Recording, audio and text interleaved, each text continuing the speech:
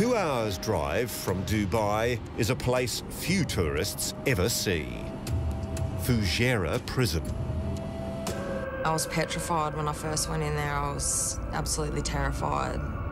This is the prison here, a place Alicia Gali describes as a nightmare. It's where she was locked up for 8 months. During the day, Alicia could hear prisoners being lashed. At night, prisoners being bashed. In filthy conditions, she shared a cell with 30 other women, and she felt absolutely alone. It was disgusting, no hygiene whatsoever. Sometimes they'd turn the water off for 4 days at a time, and when it's 55 degrees in the middle of summer, it was bad. I was fearful she'd die. Alicia is not the only victim of an unjust system. You know you haven't done anything wrong, and then that moment, he told me, you have to do a month in prison. It's shock, just absolute shock. In 2009, Charlotte Adams was sentenced to a month in jail for greeting a male friend with a kiss on the cheek. Charlotte was on an extended holiday. A real estate agent from England, she was thinking of finding work and staying permanently. The place felt fun, and she fell for Dubai's party lifestyle.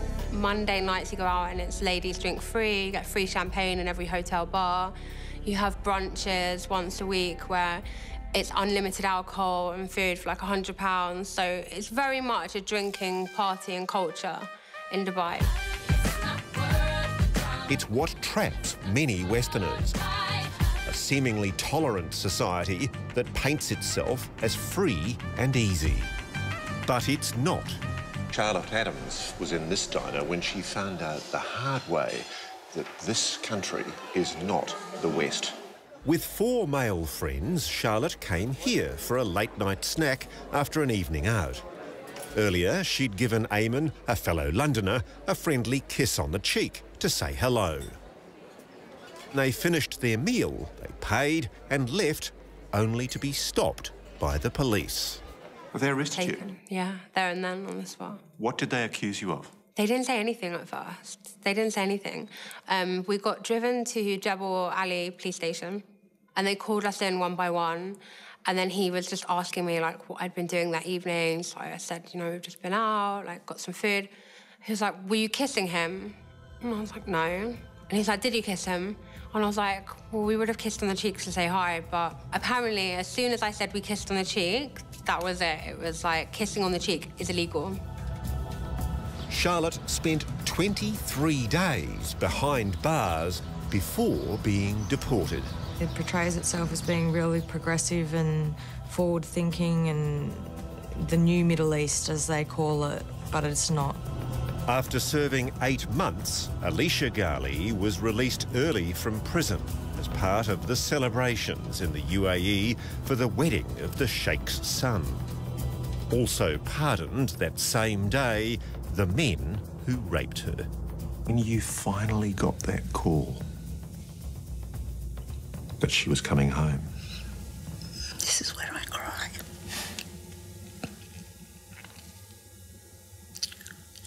Because I'd had to keep everything hidden. It was beautiful. tell me about that moment. She walks off the plane. My darling girl. She looks so beautiful. Since arriving home 4 years ago, Alicia has been unable to work. She suffers severe post-traumatic stress disorder, is on medication and now lives with her mum. She says Starwood Hotels, whose company motto is "Do the right thing," have offered no ongoing support. They can't even help me to recover. I can't work, I can't afford my treatment, and they won't even help me with my medical bills. Let me count the ways that Starwood, the world's second largest hotel group, the owner of the Sheraton and Westin brands, assets of over $8 billion, has let Alicia Gali down. They failed to warn her of the risks of reporting a rape in the UAE. They refused to return her passport, so she couldn't even leave the country. While she was in prison, they failed to pay her the full pay she was owed. And even today, they're still not helping her with her mounting medical bills. We went to their headquarters in Stamford in the United States, emailed and phoned. It's Ross Coulthard here from Channel 7 Australia, requesting an interview again and again. Oh, it's going through to voicemail. I'll leave a message. We wanted to speak to Fritz van Paschen, CEO of Starwood. He's the $9 million man. That's the sum of his salary package last year. And Starwood is a multi-billion-dollar company. But no one in the company seems able to find it in their heart to pay Australian Alicia Gali's medical bills.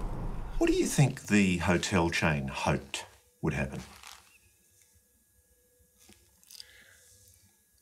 That it'd be swept under the carpet, not be dealt with, just go away.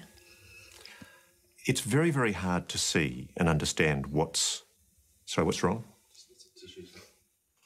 Oh, I'm crying. Sorry. I'm sorry, Gali. Do you need one? Yes, please. Are you crying? Yeah. Oh, darling.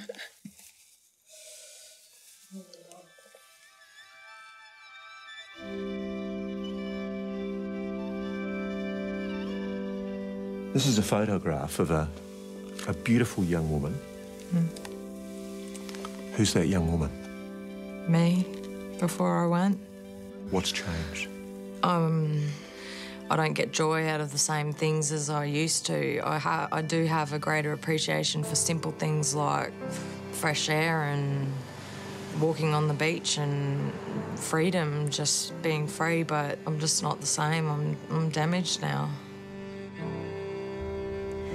Ross Coulthard with that investigation. Starwood refused an interview with Sunday Night. They sent a statement claiming they'd provided Alicia with medical and other assistance and that the safety and security of staff and guests was their paramount priority. The Department of Foreign Affairs and Trade rejected Alicia's account and claimed they'd provided extensive assistance to her. However, they refused to answer any questions from Sunday Night. Both those statements are on our website.